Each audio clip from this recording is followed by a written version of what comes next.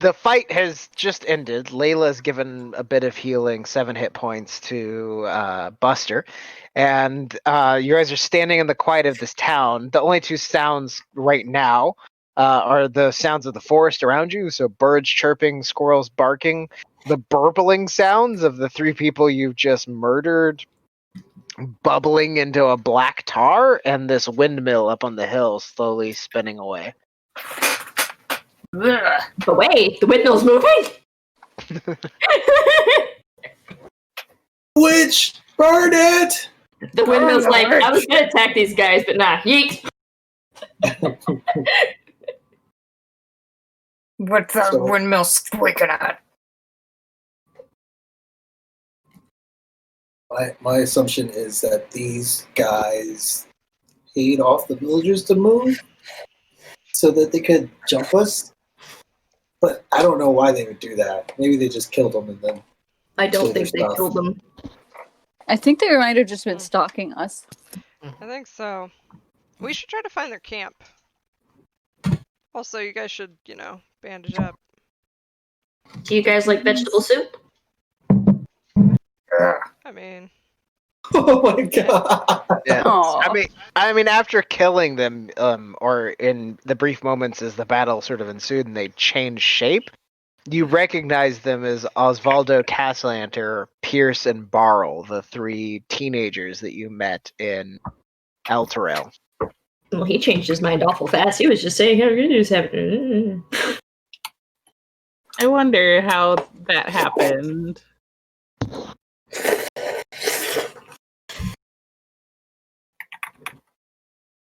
Anyway, I think we're taking a break. And Kelrook will make vegetable soup. Because there's all these veggies around. I will do prayer of healing if you guys are gonna do that. I can't hear anybody. Oh, Yay. at least not Layla. I'm gonna do prayer of healing. Can you hear me now? Better? Mhm. Worse? Mhm. No? Okay. Good.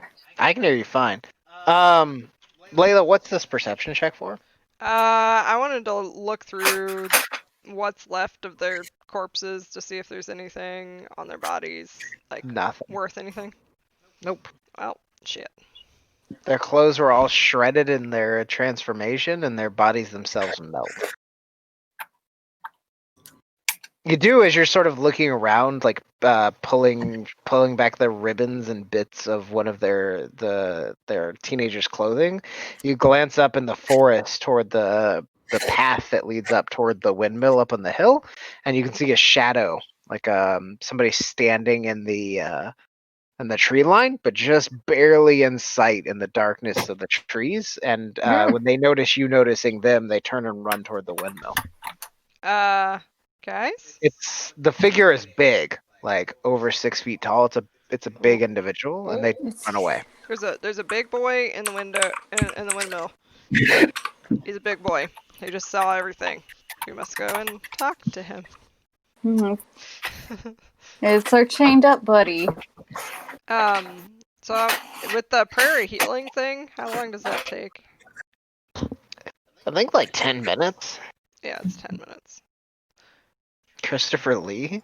I think Christopher Lee should be a vampire in every movie that there's vampires. Oh, he. Even if he's just like a cameo in the background somewhere. Just fucking every time there's a vampire movie. So you guys all get 13 hit points of healing from Layla's prayer. He's amazing. He's like. I have a question, Layla. Who are you praying to? Uh-oh. Trick question. Obviously soon. Okay, just checking. It's a polytheistic world. You pray to multiple gods. Chase, could you make sure to message me in the morning? Just make sure you're still alive. After I'll message you in the morning just for funsies, Cat. Yay! I think after I do that, I want to do the divination thing.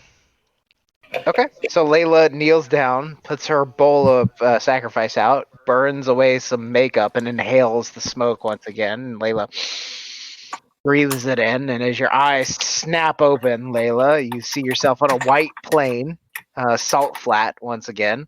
And the flowing white dress, frizzy red-haired, beautiful figure of Soon appears before you.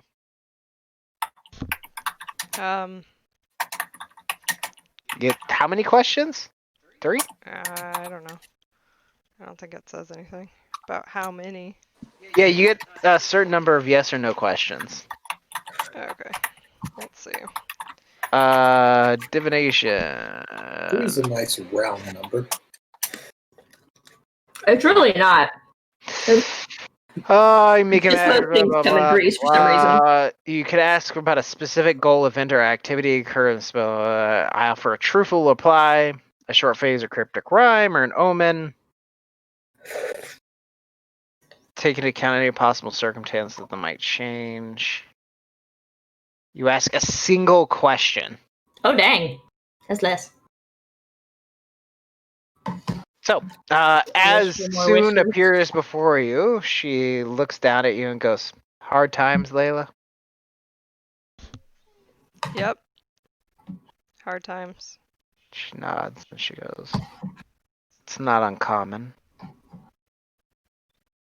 Where were you when I died? And there's a pause. That's your one question. Yep. She says, Question. "Layla, my love, your hair looks nice, by the way, but your makeup, so streaky. There are rules in place, things that I'm not allowed to interfere directly. If I did, it would allow other things to interfere directly. I work my will in the world through my alkalites, through people like you. I have gifted you with powers, abilities. Your prayers to me give you the ability to keep things alive in a way that I cannot. My interaction is limited to what I can work through you, and I have a trust and a belief in you, and have given you the ability to improve the world in the way that I see fit. You are me when you died." Wait, you are me when you died? What? She's saying you are her avatar. Hmm. You're as close as she can get to walking the earth herself. Aw. I can't provide more than I already provide through you. You are how I enact what I will on the world, you and others like you. Your worship is what allows me to bring beauty to the world. I was with you when you died, and I would have been with you after had it not been interrupted, but you are what I am. You are me. I want to insight check to see if she's lying to me. You don't think she's capable of lying to you. Well, that's good. I guess that means you can't bring Ira back. She shakes her head. Our time in this conversation is limited, and what I can actually speak to you directly is there's a bureaucracy in place that I find unpleasant, but must abide by. Your world is isolated, alone, but the gods, good, bad, and otherwise, we reach out to mortals. We grant you the gifts that you have access to in order to try to bring order. The good fights against the evil. I pour as much into you and the like as I can.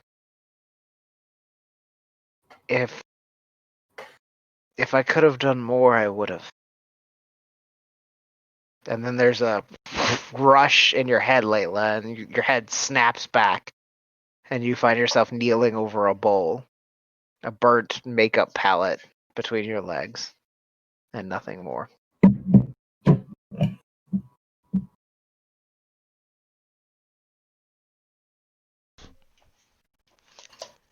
So I guess the windmill is probably where we gotta go, guys.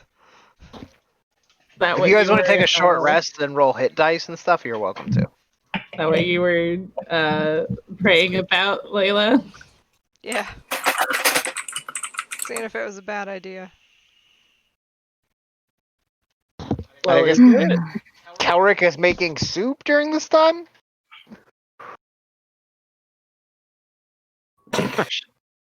I mean, Layla, if you want to lie about it, you can roll a deception check.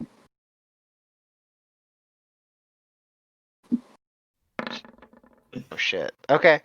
Kelric, Layla's prayers.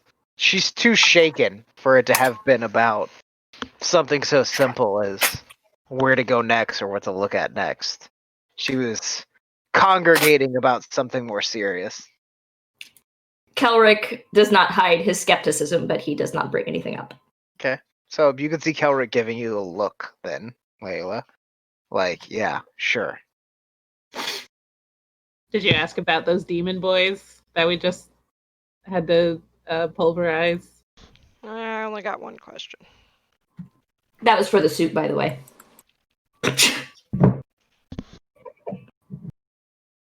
It's completely average soup. Yeah, I mean, there's garden grown vegetables around, so you can make a passable stock and soup. It just takes you a couple hours. It's more a matter of like Kelric is like, I don't want to spend 5 hours making stock as opposed to like the soup not being good.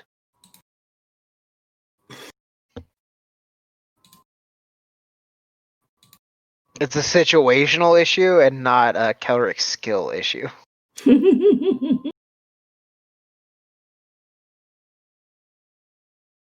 So It's like a situation with Iron Chef. You only have an hour to do it, and like, oh, if I had 10 more minutes. you know what I like a lot are British cooking shows. British cooking shows are like so cordial and polite and like awesome. Like you guys ever seen the Great the Great British British Baking? Bake Off. Yes, that show.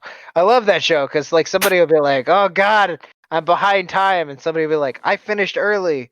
Let me help you with your batter or whatever." Aw. You know, That's so they're like sweet. polite to each other and they try to help and they're all hugging each other and they cry when somebody leaves.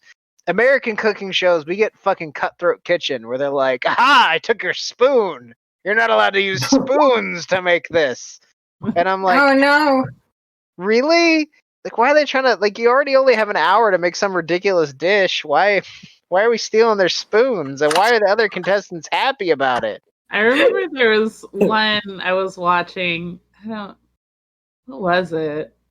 I think it was Chopped or something. Because, they all have the same pantry that they work out of. Yeah. And there was someone who just decided to be a dick and they stole all of one ingredient that they knew that everyone else wanted. Like, They're like, I'm just going to take all the white chocolate so no Yeah, one else can have white chocolate in their dish. all this garlic is mine. Yeah.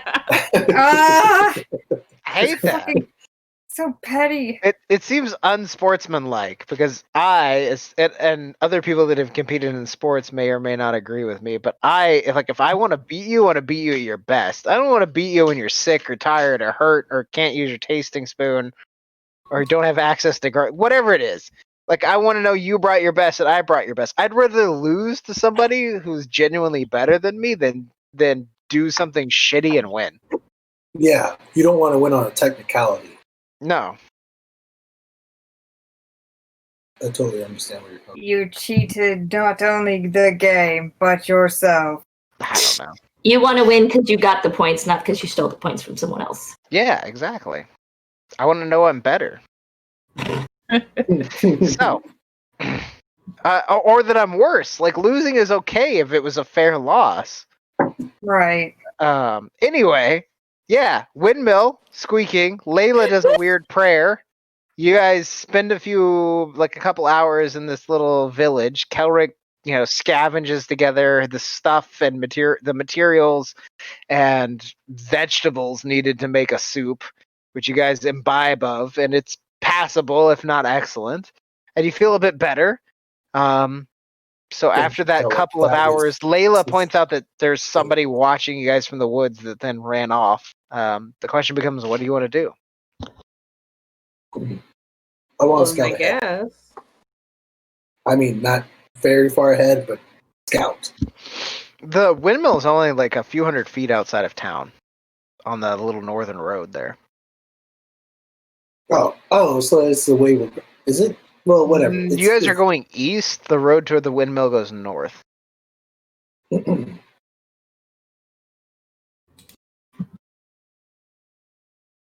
done with it. I need answers to.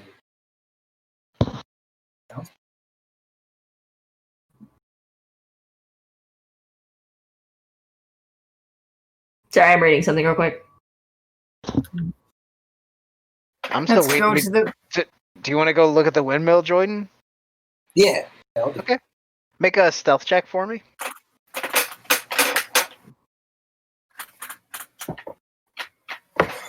What?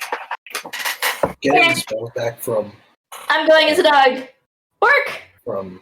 Kelrick dogs out. Short rest. I don't believe you do. not I know wizards do, but I think that's, and I think Warlocks. warlocks get all their spell slots on a short rest. Wizards get one, but I don't think as a rogue that you do get any of your spell slots back. Makes sense. But you've only used one, so Yeah. So, Jordan tells you guys to wait behind for a moment and slips out into the forest road that leads up toward the windmill. And Jordan, you come up. There's sort of a short rise. The windmill is up on your left on like a hillock or a slightly raised platform, and then on your right is a small building, and then just past that small building on your right is another small building. Surrounding the windmill, sort of planted all around it, and then up on the balcony of the top of the windmill itself are just flowers. There's flowers planted everywhere all along it. Up on planters on the top, along the rim of it, it's heavily decorated. So there's the windmill on your left and two small buildings on your right.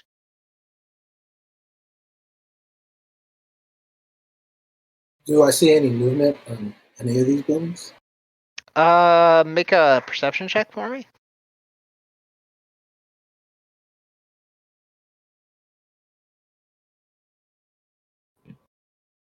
The building closest to you, you can hear like something moves, and then almost like a sobbing noise.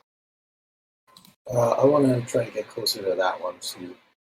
Okay, See let if me. they're I'm trouble. just gonna put you on the map real quick. Alright. Let me make sure this is the right one. This is the right one. Flowers. So just Jordan is here right now. Boop. So it's coming from this building here. I I don't don't want to have go into the. dynamic lighting turned on. Oh no. Dynamic lighting. Unfortunately, boop, boop. There we go. Oh god, everything's black. Yeah, but Darkness! Jordan can see what's going on because she's there. Yeah. So I just want to. Is there a window of this? If there is a window. You can Yeah. walk around the building to see if there's a window.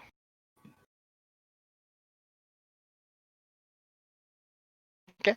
So when you peer into the window around the back of the building there, Jordan, you can see that inside it seems to be like a grain store. So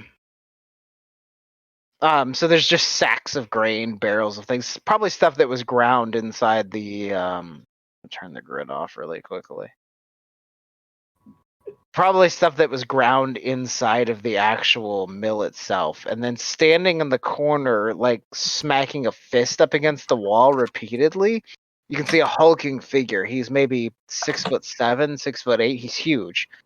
For a human. It's a man dressed in like sackcloth, very quickly or very crudely made clothing. And he's crying and like banging a fist into the wall. Set. That's not to mess with the abandoned ship. And I'll let everybody else know. Like, it's the person that I think spotted us earlier. So you're gonna circle back to the group. And then, Okay. Okay. The rest of you are we gonna continue on to the windmill? Yeah. To the windmill! I will windmill. Torque as a dog, and then I will throw the rest of your tokens out here. Cowart, can you see? I can't ever remember if I have the sight set up for the dog. Yeah, I can for the most part. But, you know, it is the correct thing. Yeah, you're good. Okay. but I told people. Just to make sure we're on the same page. So because this person is here and he seems upset, I think we should announce ourselves first. So we mean no harm. Did he look scary or evil? Was he ugly?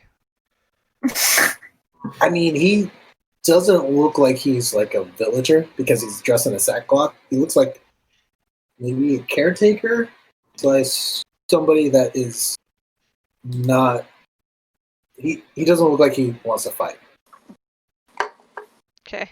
I mean, he might want to fight, but I mean, come on, 6 versus 1, yeah. So I'll approach the door and I'll let you take lead.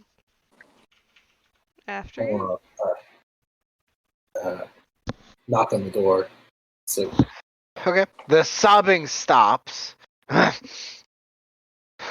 excuse me, I'm sorry to bother you. I just want to ask you a couple of questions. I know you're upset. The door creaks open. Let me move the door. And you can see this hulking figure standing on the other side. Susie, can you scroll down just a hair for? Perfect. Okay. And he peeks through the door, and you can see this giant figure, sort of a slightly. Have we all seen the Goonies? Oh yeah. Who's the dude from the Goonies? The giant guy. Oh gosh. I know who you're talking about. How did I forget? What's that character's name? Hang on, I'm googling. Chunk. No, that's the kid. That's the kid. That's the fat kid. Mouth, Andy, Steph. Sloth? Sloth. Sloth. You know Sloth from the Goonies. He has Yeah. that sort of like slightly disfigured face where it's lumpy and odd. His nose is crooked. His mouth hangs a bit slack. But he's just a giant muscular dude. And the door cracks open. You can see him in the light shed from the day. And he goes, and he just looks at you. I whispered to the group, I might have been under exaggerating. Sorry. It's like, hi, I'm Jordan. Nice to meet you. So I don't know why you're upset, but maybe you happen to know what happened to. Like in the middle of your sentence, he goes, "No, you talk to the priest." Then he shuts the door. No, wait. Who's the priest? No, talk to her. But wait, but I want to talk to you. You're here. Where? Okay, he's not gonna answer. Kelrick walks up to the Checks door. are a thing, Jordan. If you want to make a persuasion check to try to talk to him, to try to get him to calm down. Can Kelrick walk up to the door and scratch at it? Sure, like a little dog. Yeah, please. Okay, you can make a persuasion check as a dog. Yay! I'll give you advantage because who doesn't like dogs? I'm an indoor dog, I swear. Charisma. Oh, dogs do not have high charisma. Okay. The door creaks open. And Kelrick sits like a good boy and wags his tail. He looks down at the dog and he just goes, dog, and like just like a giant hand like floods you on the head. Ah, Aw. Kelrick is okay with it. In this one instance. Oh, every time I do it, you just growl at me. I hope you say that out loud because that'd be really funny. He just looks up at Jordan confused and he goes, "Good dog." Yes. oh. Good job. Good dog. Good job, dog. I mean, good dog. Can you tell the dog why you're sad? The dog, and he goes, he looks at the dog and he goes, "I don't know. This is sad. Village gone. He talks to the priest." He looks over at the windmill. Kelrick bumps into his legs with his big old head. He just like scratches you behind the ear. And he just I- goes, "Dog!" I'm approaching a Speaking of window. which, there's ours. Oh, dog! Buddy! There, dog. Good How boy. big his fucking head is compared to Susie's hand. Oh Like my Susie God. just vanished. That's only like an eighth of his body, and Susie just vanished behind him. He's a freaking wolfie. He's a big boy. There are It's like times at hundreds. night while I look down because the dog is like sleeping at my feet, and I'm like, "That's a domesticated wolf sleeping at my feet," Mm. and he's completely calm. And he likes popcorn. Aw. So Buster just wanders off toward the mill.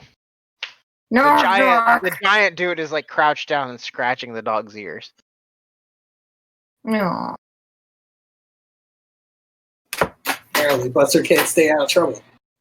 I know, right? I'm terrible.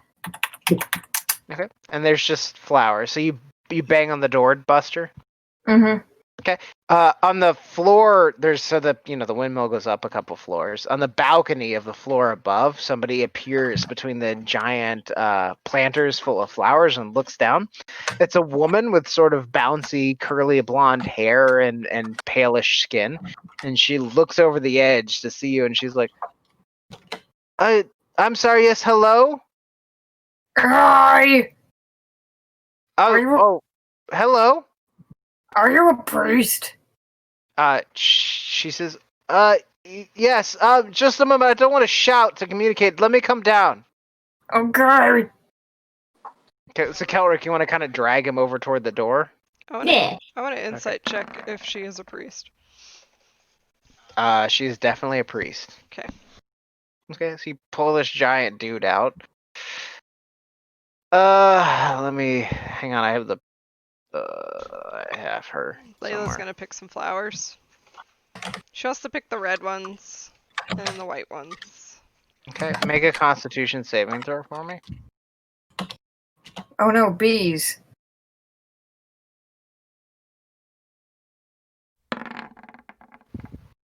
Okay. Layla, you pick a couple of the flowers and the pollen sort of up into your face, and as it does, you accidentally sort of breathe it in, and you just feel real calm, real mellow. Everything's fine. Everything's gonna be all right.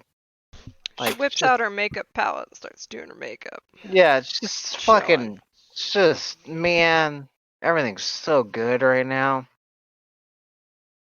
Uh-oh. Are those opiates? The door to the this is the token I have for her. Ignore the fact that it's like a demon looking person. That's not what she looks like. Yeah, sure.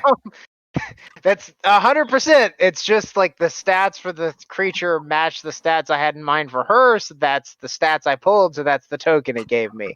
But that's not what she looks like. She's a short woman, about 5'5", 5'4", somewhere in that range. She has long, curly blonde hair that sort of dangles around past her chin, and big, like Goldilocks ringlets. She opens the door freely. She's wearing gray robes and a holy symbol of Gond around her neck. She opens the door, looks past at you, and she looks at the giant dude scratching the dog's belly, and he's like, Bernard, are you okay? And he goes, dog! And she's like, nods. Bernard is fine. And she sort of looks around at the group of you and is like, I'm sorry. I don't believe the group of you are here to grind anything. Can I help you? So, what happened here? Here, The nothing. village. Oh, the village. As she shakes her head, I'm sorry. I haven't been to the village in some time. I know no one's come to grind their grain in a 10-day at least. Do you ever leave this place? And then the guy behind you, Bernard, apparently goes, "Village gone." Yes, Yeah, what he said. Bernard would know more. He visits more readily than I do. What do you do? She looks over at Chris and goes, my name is Gertrude, and well, I run the mill. You just don't leave ever? She shakes her head. Don't need to leave to get food or anything. Like Layla, she seems real uncomfortable. There's a bunch of, it could be there's a bunch of people that just showed up at her door that are acting strangely and have her big friend, and there's a dog and like weird shit's happening. Could be that she's hiding something, but she seems real uncomfortable. I think Layla's gonna be like, are these your flowers? She looks at, yes. Yes, I planted them, but Layla, like, man, if she's hiding something, like, who really cares? Yeah. No, I was gonna ask her about like how this she grows them. fucking Hey, she's girlies, are these like just, native? Are they native? Because they don't look real native. They look kind of fancy. she looks around. No, most of the flowers are, well, to be honest, they come from the village where I grew up. I brought them with me when I left. Ah, cool. Where'd you come from? Because like, it looks like a pretty place. She nods. And there's a town, near the city of Waterdeep in the mountains. It's called St. Cormier. Oh no! It all comes full circle. No! St. Cormier, I don't know that I've been there directly, but I know There's about Waterdeep. Waterdeep's cool. There's a lovely flower festival every. Hang on, I gotta mute so I can laugh. Then you will laugh. There's a lovely flower festival in the spring every year. It's quite well known for its flowers, and she shrugs. Well, when I left, I thought I'd bring a bit of it with me. Oh yeah, yeah. I think I have heard of that because I think I've gotten some perfumes made from there. She Lavender shrugs. is quite lovely. I left well over a year ago, and just opened the mill here, and have been living here peacefully. And she looks over at like Kelric and is like, Kelric, I don't know if they're flowers. She looks over at Kelric and Layla, you're gonna have disadvantage on that history check, my friend. She looks over at Kelric and is like, does your friend smell the red ones? I think Wait, to so. me? Yeah, she looks at Kelric. So he's like full Oh, on wait, his- you're a dog. like- Hang on. She went with a dog. That's what I was So confused. she looks at Curtis then and is like, did your friend smell the red ones? I don't know. I wasn't looking, but something's supposed Does to anyone happen if you see do. her? Don't smell the red ones. Layla, What's wrong did you with them? smell a red thing? Layla, What? yeah. Yeah, dude. I smell everything. Yeah. I smell it all. I smell it all, man. If I can ask a favor of you, could you not smell the red flowers? They have a somewhat psychedelic effect. You should come inside. She's going to Sure. be a bit out of it for a while. Yeah, come inside. What you got up in here? You got some tea? I take some tea. Tea sounds excellent. If you'd like to come up with me to the next floor, I will certainly make you some tea. Of course. And she leans out the door and she's like, Bernard, would you like some tea? And he's like, Dog's belly.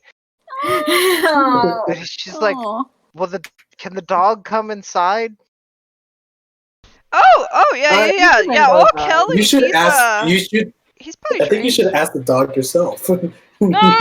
Kelly is potty Drugs. trained. Look at this sweet boy. Look at him. All right then, Kelly, Oh, Kelly. would you like to come inside? Come on, Kelly. Let's go inside. Let me pet you. I bet your fur feels real cool. Yeah, that feels real nice. rolls over and trots with tail wagging. Good. Well, yes, come inside, and I will make the group of you some tea. Layla, your history check. Everything's good, man. Wow, I do know about the flower lavender. Yeah. Yes, dear. Lavender is a flower. Don't Oh, let it's it. purple. It's pretty. Leave the red ones alone. They're just supposed to be looked at. No one's supposed to These red smell them. ones?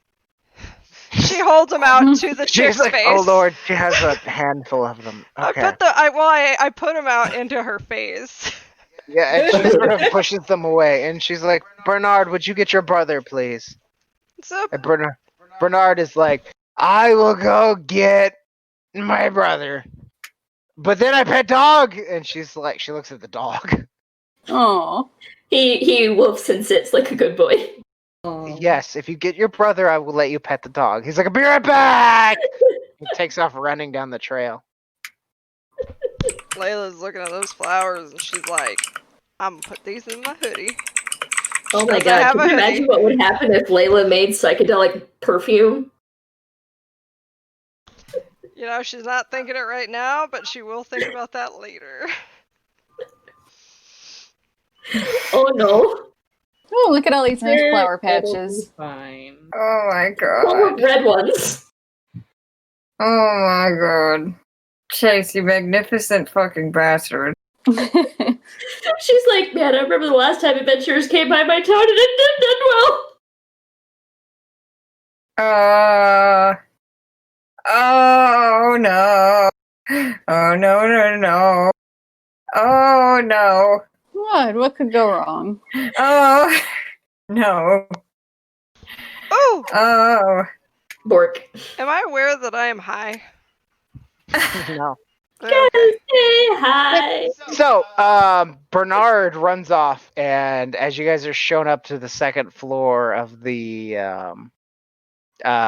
mill, that's not the token I want to move. There we go. These are not quite in the right place. That is close enough. Let me turn this grid off. They're Chase, inside flowers now. We're Chase, supposed I've to be got like out on the balcony. question. Uh-huh. Do you think that this priest who totally hasn't met Filbert ever sees any sort of strange resemblance? You know, that sounds like an insight check. That does sound like an insight That sounds check. exactly like an insight check. Let's roll for it. Oh! It was I mean, so an long insight ago. check from her and you. Okay, yeah, meh. She doesn't seem. I mean, she's weird. She's like a weird, isolated hippie chick that's living up in a windmill by herself with two Yeah. big giant. So Bernard goes and gets his brother. Let's look at the name. What's a name like Bernard? Give me pick a name. Gerard. Gerard. Okay. yeah, Aw. Bernard goes and gets Gerard. I like it. Yes. Who could be his twin? Like they look almost identical. Just these two fucking huge hulking dudes. Are their last names Butler? They're both named Butler. Bernard and Gerard Butler. And you guys are shown upstairs by this girl with the bouncy curly blonde hair. And up on the top floor of the mill where the actual mechanism is for the windmill, where it turns the gears. She has like a small hovel or house built. And she has a cook pot and a small fireplace and a bed. It's very simple and very plain. But she goes to start making you guys tea. And as she's doing so, Bernard and Jordan are just both enamored with the dog. All they want to do is pet the dog and play with the dog and see what tricks the dogs wants to know. And they're like, I like that phrase. See what tricks the dog wants to know. yeah.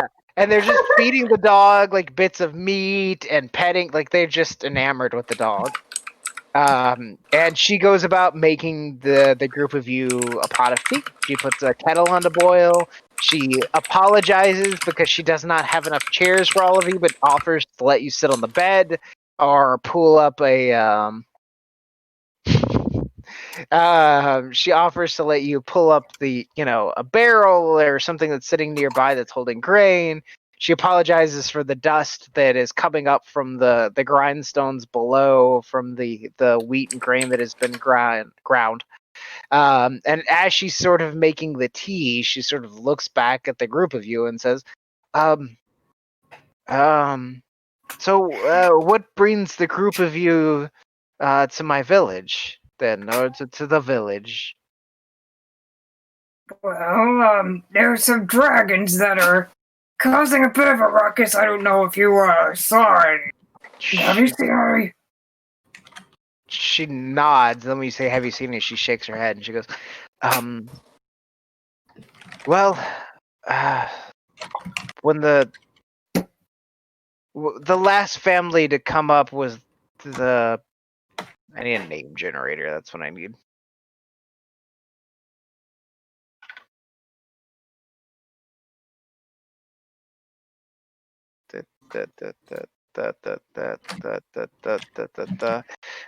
Well, the Warmold family was the last family to come up and grind grain. That was some weeks ago, and they mentioned something about dragons attacking further east. She shrugs.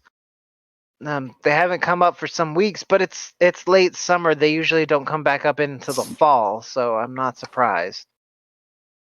Well, Do people normally just up and leave this town? She shrugs. I've only been here, maybe 2 seasons. I don't go to the town. I don't know if they've left. I prefer to be alone. How did you come into inherit this windmill? Who was here before you? Shakes her head. Oh, I didn't inherit it. I came here with a bit of money, and I paid to have it built, and I thought I could offer my services as a priestess of Gond, and one of the you can't tell at this point if it's Gerald or Bernard. One of them goes, "Priest!"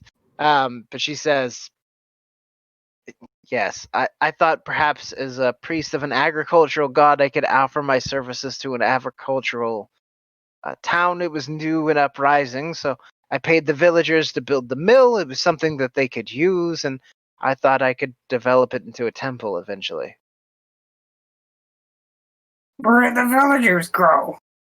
She shrugs. I didn't know they were gone until the group of you showed up and told me so. Bernard and Gerald are the only ones I really talk to. Jordan, you don't really detect any deception in that statement. I can understand that you would be upset, my new friend. You're gonna have disadvantage on that, Layla. As a priestess, I should be more involved in the town's life, but I simply haven't really built a connection yet. Buster, you don't sense any deception, and Layla, and those statements about the town, you don't sense any clear deception. Wow. What about the white flowers? What do they do? Those are just pretty. It's just the red ones you should avoid. Why'd you bring them if they're not? She shrugs. Well, those are also pretty, but I just told the villagers not to smell them, but I didn't know you were coming, so your friend here will be fine in a few hours. She's just going to be a bit giddy and feel nice for a bit. They're good for pain if you have any injuries. I have a lot of injuries. She looks you over, like sort of like scanning you, and then nods. I lean over and whisper, "She has a lot of emotional injury." Mm-hmm. And she nods at Chris, like, yeah, that's kind of what I figured. Yeah. Aw. Okay, well, You know, I kind of feel better about life and stuff. Is there like a way you could like distill this for me and like, yeah. She Layla shrugs. developed a drug habit. I'm Nice. sorry, I'm not a brewer or a distiller. And then you can hear the tea kettle start to whistle. And she says, just a moment. She goes over and pours the kettle, the hot water, into the actual teapot and begins brewing tea.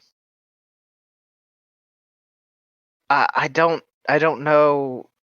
I think something like that might be dangerous, perhaps even addictive. It's not really something I prefer.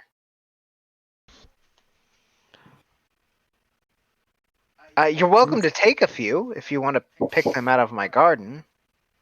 Oh, that sounds lovely. I think I would. Sounds so good. I think I would really like that. Like just more of these flowers, like Yeah, just all. like infuse like- them in some makeup or something, dude. If you could Yeah. just like ingest these on a regular basis, everything would just feel so good. Do you have like? Could I grow these somewhere? They grow almost anywhere during the summer. During the winter months, they tend to wilt and die. And she starts pouring tea into teacups. uh-oh. During the winter months, they seem to wilt and die, but they're perennial. They come back the next year. No tea for me, thanks. I'm thirsty. She shrugs. If you're sure. I'll have hers. She nods. Double for me. I'll try it. Double. Pours enough fisted teacups cheese. for all of you on a pretty simple wooden platter. Begins passing out cups of tea. Why, thank you. And I just like inspect the fuck out of it. Layla, I don't What are you know if you looking for? need double tea. I think maybe you should start with your first cup of tea. Oh. Chris, Tries to combine two teas know, into one. I've Overflow always tea. liked you. Buster, I want to know what you're inspecting this tea for. It's Leaves. floral and kind of sweet. I'm just afraid it's Smells gonna. delicious. Yeah, that's what I'm afraid of. I'm afraid it's delicious poison. Does Buster do like the eyeballing to it, then sniffs it, then does like the 3-tongue dip into it? Inspect tea for leaves. So, like, do I do like a medicine check or? Yeah, sure. Yeah, medicine makes sense. Oh man, if I was my son Filbert now. But you're not. A 15. Mm. Okay, is anybody else examining their tea? Nah, I'm just gonna drink some. I'm blowing on it because it's hot. I'm like, Okay. Buster, you take a quick dip with your tongue at the end of it. There's a bitter taste to it, and it's a bit numbing on the tip of your tongue. You're immediately like suspicious of that. Chris, you down yours. I need you to make a Constitution saving throw. Cool. Just numb tongue. It's actually 3. Oh. Sand King. Chris drinks her tea. A wave of euphoria passes over you, Chris, and that's where we'll stop.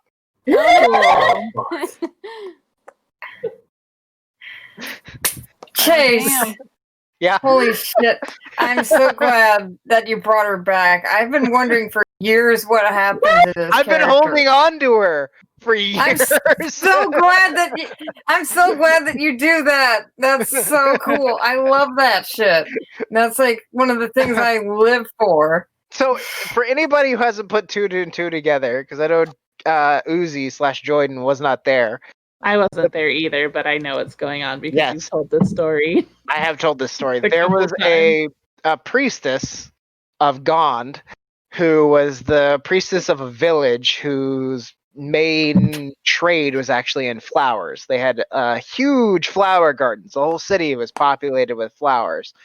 And a noblewoman's or nobleman's somebody important's daughter vanished when they went up to the city to investigate the flowers for medicinal properties. They were looking for a new painkiller, and the party was hired to go look for the daughter. They show up in the village, and the people acted a little strangely. They were kind of happy, and after spending a couple of days in the village, they realized that they were just doing the exact same. They behaved like NPCs in a video game, basically. They just did the exact same things over and over again every day, day after day, and said the exact same lines of dialogue every day, day after day. And they began to try to figure out what was going on in the city. They started investigating, digging around town. They found out there was something in the grain supply. The food, the bread that the people were eating that was messing with their heads, that was making them complacent and behave in this sort of euphoric, a little bit high kind of way.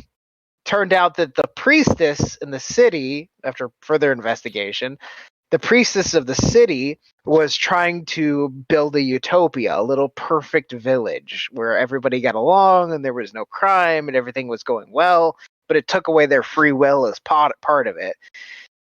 There was a creepy, weird-ass flower in a greenhouse next to the church that tried to kill them, and they, after defeating that, tried to confront the priestess, and in the middle of the fight, she fled.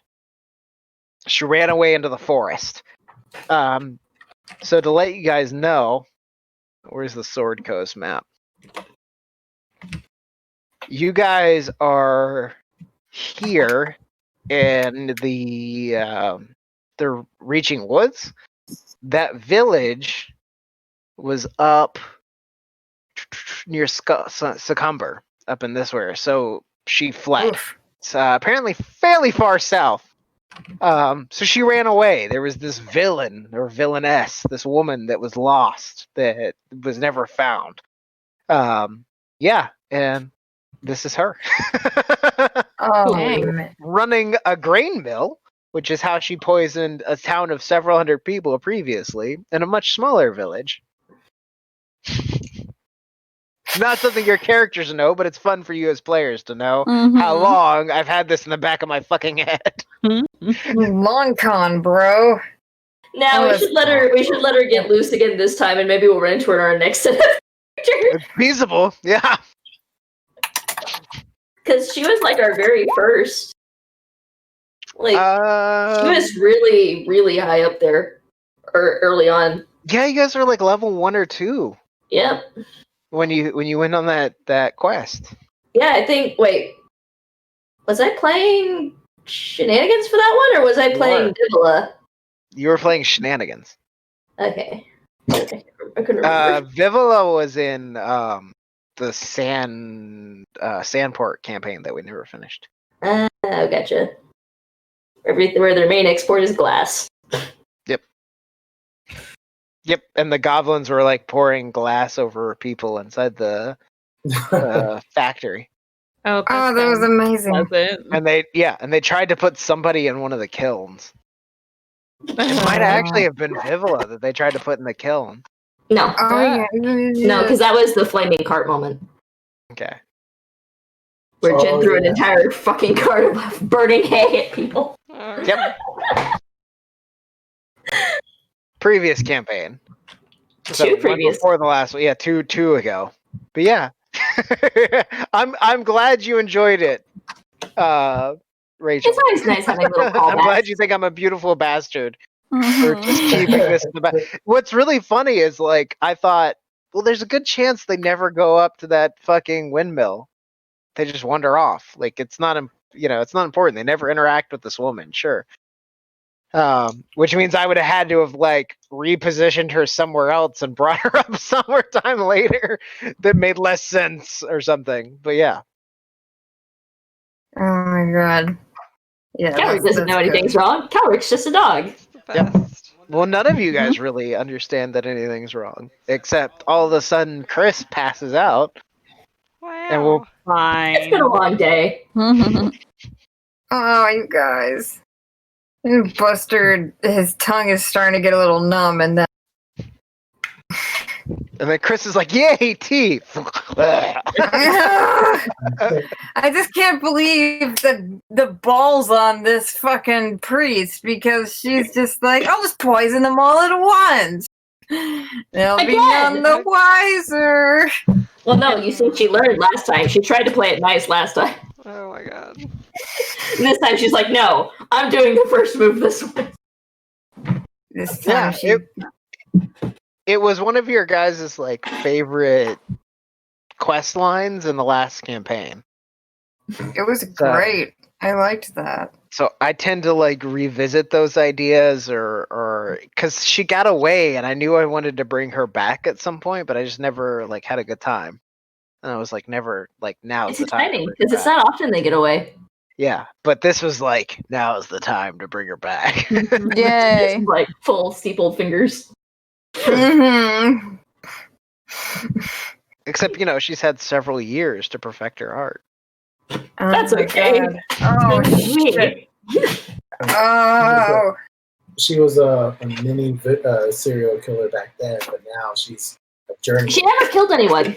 She just killed people's ability to make choices. Yeah, they were like robots. They just they went on the same walks, and I think the way I have it written down in my notes from the original campaign was, it was like the Village of Eternal Sunshine or something like that.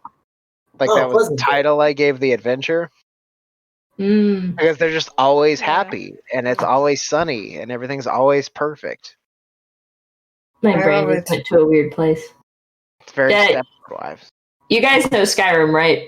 Yeah. Like, you've played it before. Yeah. There was one person who didn't understand why her sister had made a character that the stealth was 100, but everything else was 0.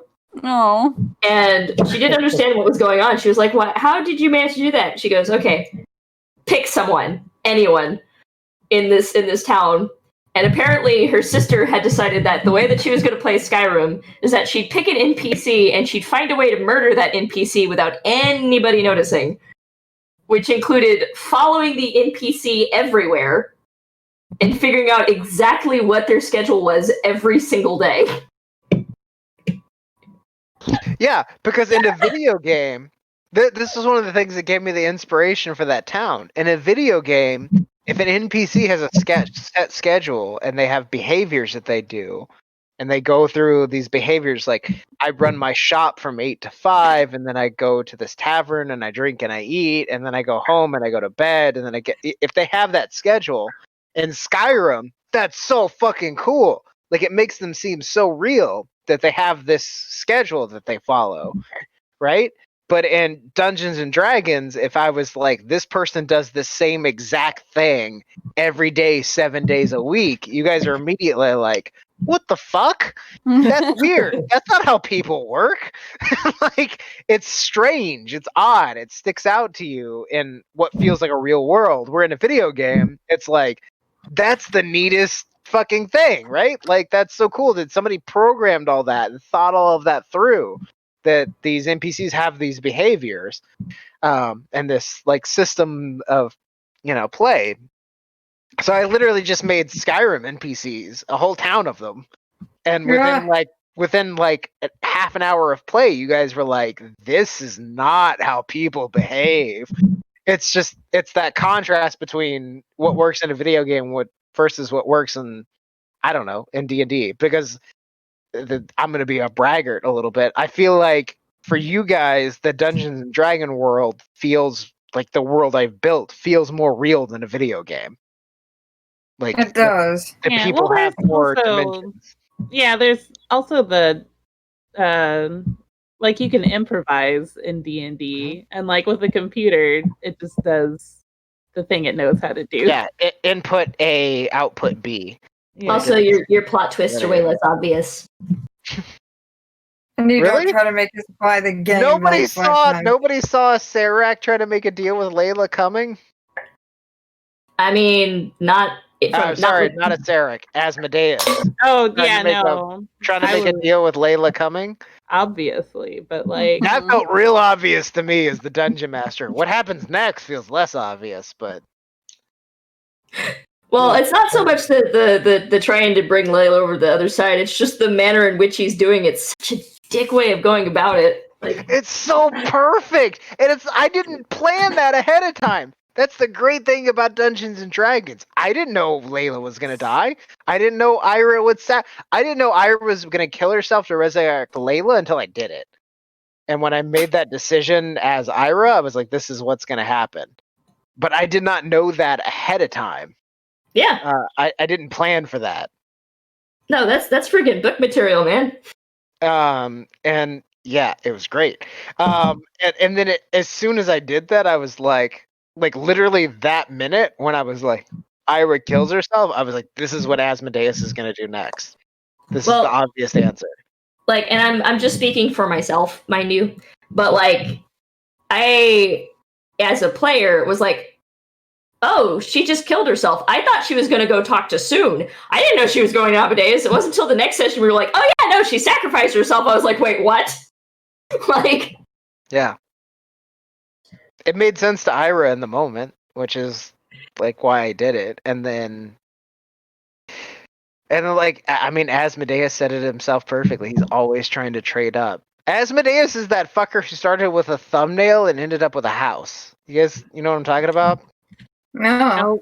There was a guy that just started doing trades on Craigslist. oh yeah, who started with a pen? He started with like a pen, and he traded himself up to, and he ended up with like a $250,000 house and a car, and like all of just by slowly trading one thing for another. Crazy. Yeah. Wow. Asmodeus is that guy. Like he's always trying to get the next best thing. So, Wants that Layla booty. sure, he's got Ira right now, but he could have Layla. I'm just waiting for Layla to say, okay, praise to him once, never praise to him again. No. The deal is all of her prayers. Basically, she will become a cleric of Asmodeus. Oh. And the deal he offered was whatever she decides to do with that is up to her. Oh, I just heard the pray to me, make me your patron. I was like, well, he didn't Yes. put a So time amount on it. he becomes her god. He becomes her patron, meaning like I will grant you your clerical powers. You pray to me, and I will give you the same abilities you have now. What you do with them is up to you. That was his deal. And in return, she gets Ira back. Bastard. What a bastard. I don't know. And the thing to Yeah, always that's think a tough decision because I mean, Ira. So I'm gonna have to think could about it just for a week, I go- guess. I guess that means for the next while you're going to be kind of irate.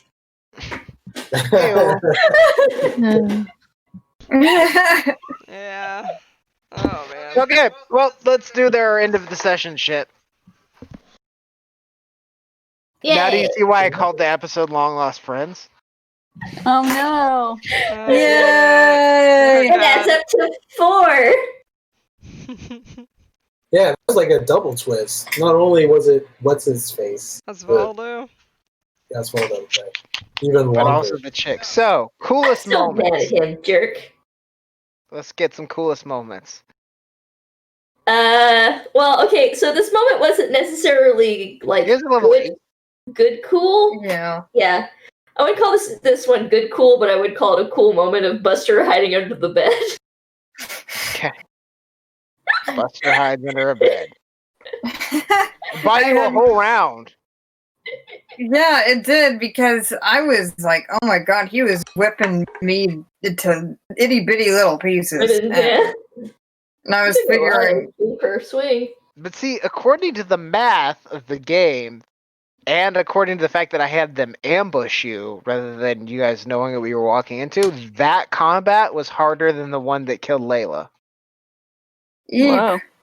I don't know. Wow. I try to be on that fair. one. Anybody else have a cool moment?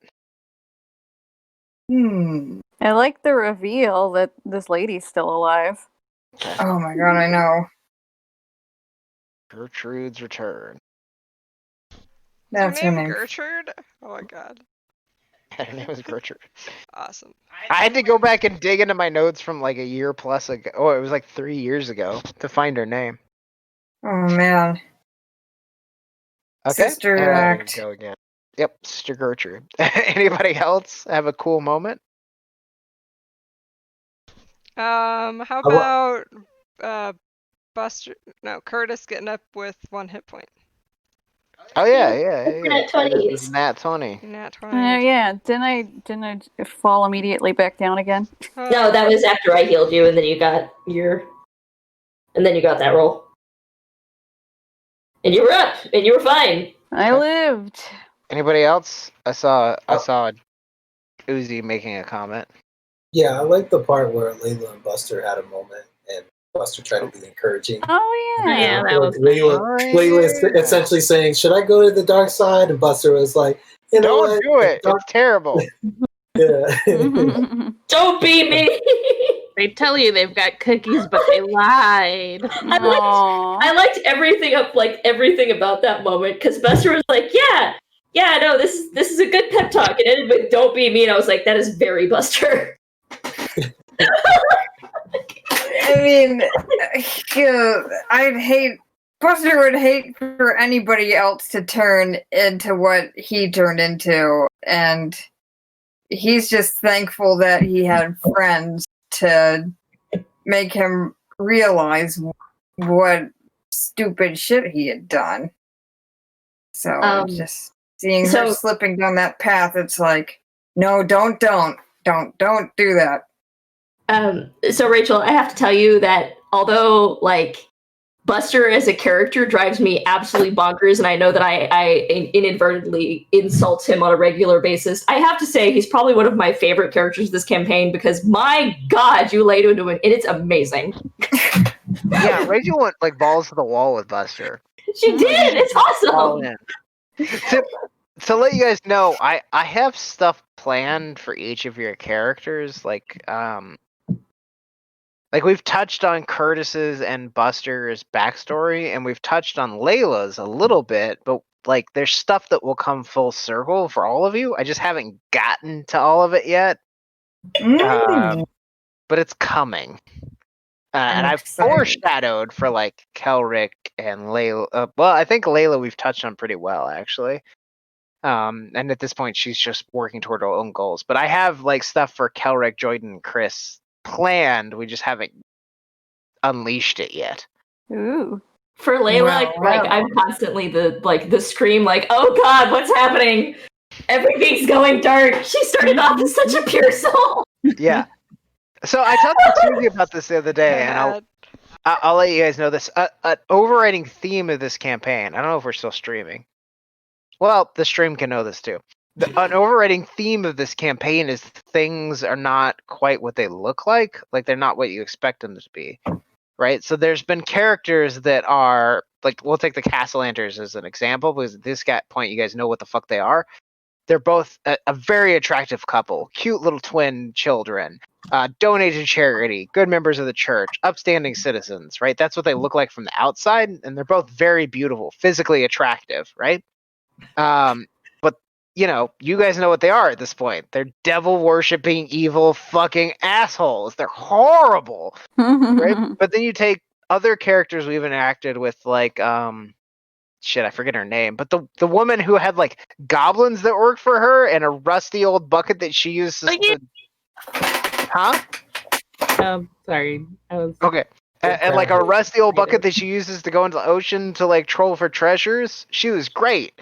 The Blackstaff, kind of a dick. Like she's just sort of kind of a dick. And not like overly physically beautiful, and like outward appearances are like she's like a bitch. But then when you guys needed something, like when you were getting arrested by the watch of fucking Waterdeep, she shows up and bails you guys out. So like a big part of like the theming of the campaign that I've been doing is outward appearances are not the same as like the actual actions or activities or inward ability of people that would get. Yes, Ira was a good example of that. It's a succubus. They trick people into loving them and then murder them by sucking the sexual energy out of them till they die. That's a succubus. But Ira was willing to sacrifice herself to save the party, killed herself to save Layla. Like complete, like I've been playing against type, and that's been We like a should find theme. like a giant wooden spoon for that one goblin. Spawn!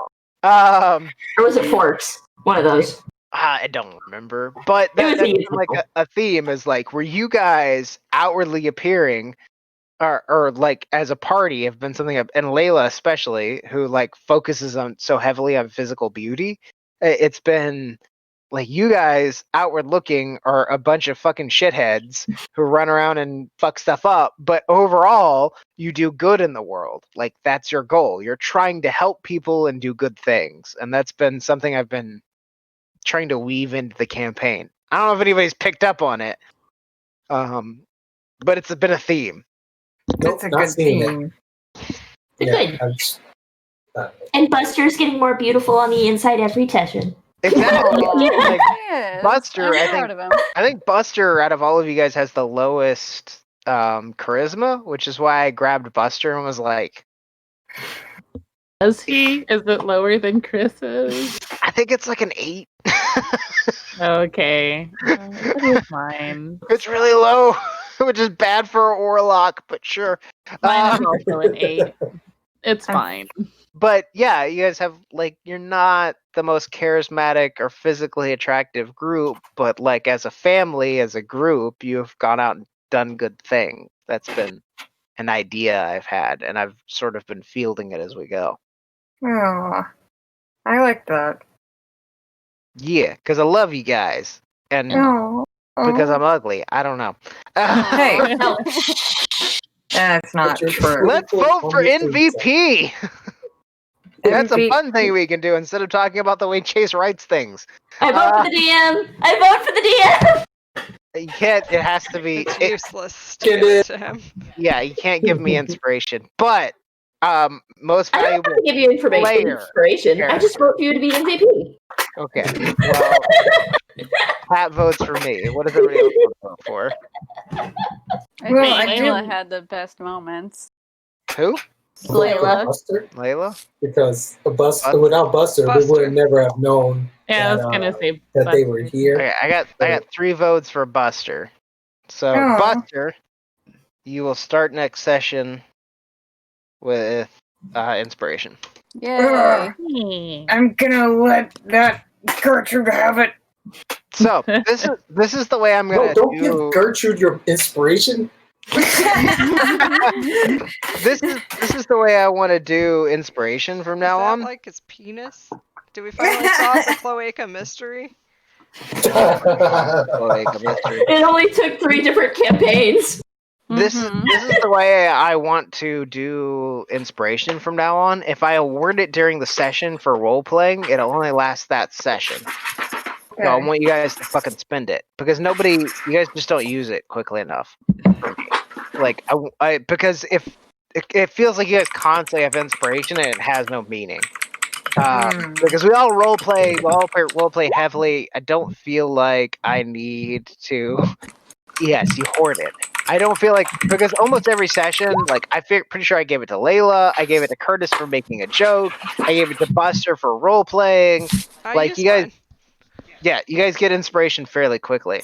So I'm gonna say if I give you inspiration, it only lasts that session, and at the end of that Okay. session, it's gonna reset, and we'll start with new ones. So whoever Alright. gets MVP at the end of the session gets to start the next session with inspiration because I want you guys to spend it. I want you to use it because the reason I'm saying this is because I want to be able to award it more quickly and give it to you more often because otherwise it feels like if I just give it to you for role playing, like I literally if I give it to you for role playing, I give it to you every session. I give it to almost everyone every session. So yeah, it only That's lasts fair. that session. It's a house rule. Alrighty, it's got an expiration date. Yes, and this is not a punishment. It's just to encourage you guys to Ugh. use it more frequently. Yeah. Because it'll be like, you have inspiration, and then Denny will be like, I've had inspiration for 5 sessions. And I'm like, fucking use it so I can give it to you again. Otherwise, it's not a useful reward. I mean, I'm a bard. I could just make my own inspiration. It works differently. They stack. Cool. All right. Anything else? I love you guys. Good Good night. session. Good session. Good session. Yeah. It was fun. Sesh. What did I have one quick question before we log off? What did you guys think of the skill challenge? Where I was like, just make a bunch of rolls, tell me what happens. That was a nice way to get through I a like lot of stuff Quickly. without. Yeah. Okay. Agreed. And hey, it all came down to one roll, and it was by the skin of our teeth. Yeah, it was. Fun. I felt like it was dramatic. I felt like we still got to tell a story. It just boiled things down to like a 15-minute debate rather than like a 4-session thing. Mm-hmm. Yeah, it was like a montage of like going through of traveling. It's 100% a montage. Yeah. Yeah. Yeah. I just imagine you're the best. Lifting the log out. Just, Chris trying to help too, but like slipping, and then like somebody helping Aw. out. Me trying to be stealthy, and then like snapping on a twig and getting attacked by a bear. That kind of thing. Oh. Oh So nobody minds if I use that again in the future. no, that's pretty Yeah. effective. Please do. Jordan's like, I'm gonna be sneaky. Cowark's like, you might want to take off your. Oh, there he goes. Or there she goes. Because I know we just did like a long travel